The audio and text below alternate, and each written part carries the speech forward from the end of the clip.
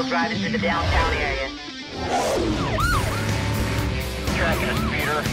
Looks like your stolen vehicle.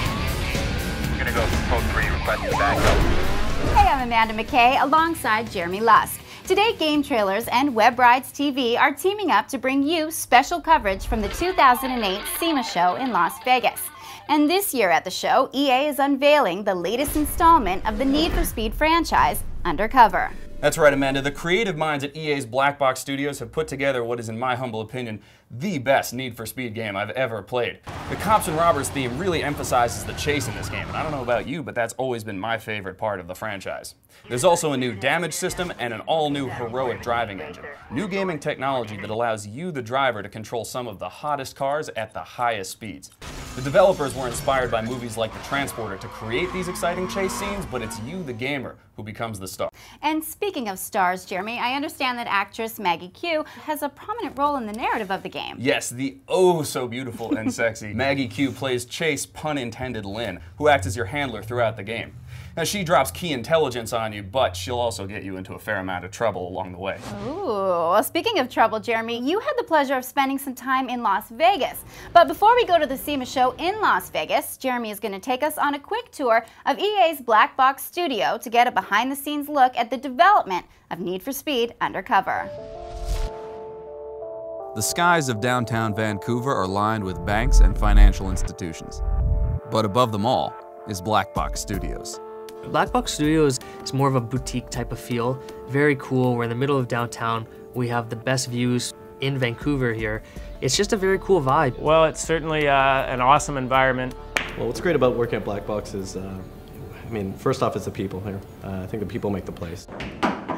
The whole team environment is really what keeps a lot of people here working late. You know, they want to be around their team. They want to make this great product. And I think that transcends into the overall finished product like Undercover.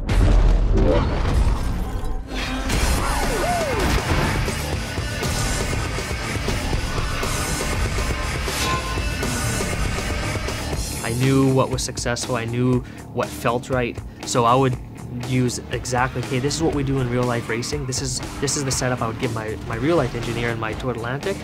How can we do this in Need for Speed? That to us was one of our biggest challenges. The world is built up from gameplay first and foremost.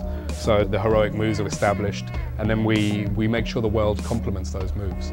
So we want to make sure that people can take advantage of these more heroic maneuvers. Back to throttle, and there's a 360. It's creating a story and creating motivation for the player that kind of wraps up what would otherwise be just a normal driving game. So we tapped into all of those resources in Hollywood to create a live-action cinematic story. But he still may be our way in. From the onset, we wanted to create that package. Cops, the open world, the heroic driving engine, and the storyline. And just bundling that total package on, that's what I'm most excited about. This was the first 2-year release cycle for the Need for Speed franchise, and the long-awaited debut of Undercover is finally here. So let's change gears and relocate to the SEMA Show in Las Vegas. Now, SEMA is one of the biggest auto shows on the planet, but it's for industry professionals only. That's okay though, because today you're riding shotgun with us as we take a look at the Brembo and Shelby booths where EA has set up stations for the public to play the game for the first time. I'm already down 2 bills at the tables, but that doesn't matter now because we got to go check this game out.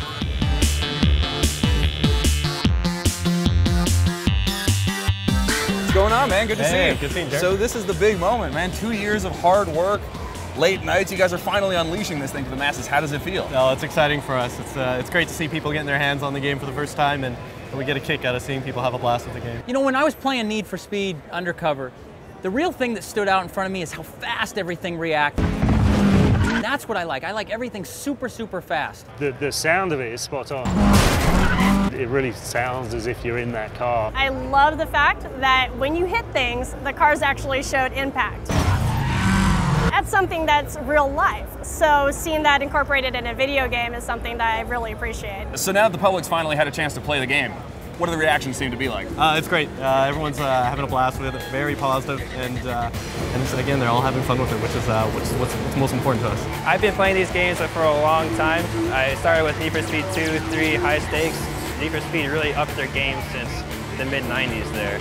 It almost feels real, you know, you almost feel as if you are being chased. It's a lot more realistic than, you know, the other titles. It was definitely a fun game, and I think that's what's going to make you come back to it.